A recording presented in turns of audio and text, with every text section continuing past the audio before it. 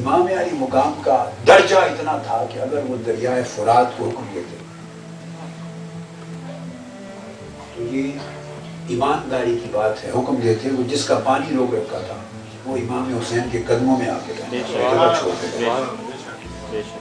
بادلوں کو اشارہ کرتے تو بادل موسلادھار بارش بن کے برستے۔ اگر سیدنا اسماعیل علیہ السلام کے بچپن کی ایک ایڑی رگڑنے سے زمزم کا چشمہ پھوٹتا تھا، امام حسین علیہ السلام اگر ایک پاؤں کربلا کی ریگزار میں مارتے تو اللہ کی عزت کی قسم 1000 چشمے پھوٹتے۔ انہیں کوئی محتاجی نہیں تھی،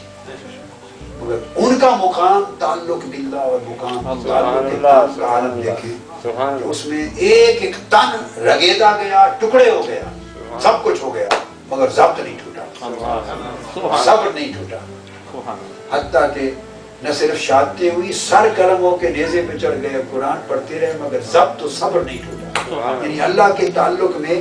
ایسے جڑے کہ کوئی چیز درمیان میں نہیں دیکھی، سب کچھ لٹ گیا مگر اس پر دھیان نہیں کیا، اسی کی تلاوت اور اسی کے راگ الاپتے رہے، نیزے پر بھی۔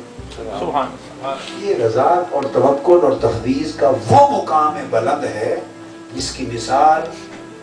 ولایت کی کائنات میں تاریخ بھی پیش نہیں کر سکتی، ولایت کی کوئی تاریخ نہیں۔ مقصد بات کا یہ ہے کہ کن مع الخالق بلا خلق،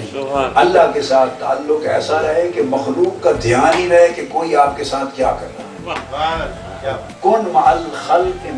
بلا نفس، اور مخلوق سے معاملہ کرو تو ایسا کرو کہ نفس درمیان میں ہی نہ رہے کہ یہ کیا ہو گیا، یہ ہو گیا۔ اگر یہ دو حال یا ان میں سے کچھ حصہ نصیب ہو جائے ان دو حالوں کا تو اس بندے کی اس دنیا میں بھی جنت ہے۔